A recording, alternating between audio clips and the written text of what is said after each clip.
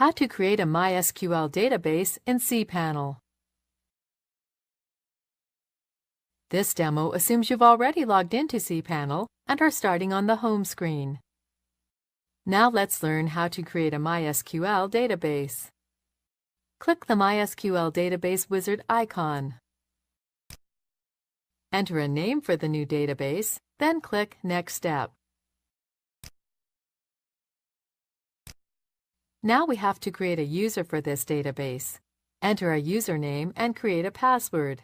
Then click Create User.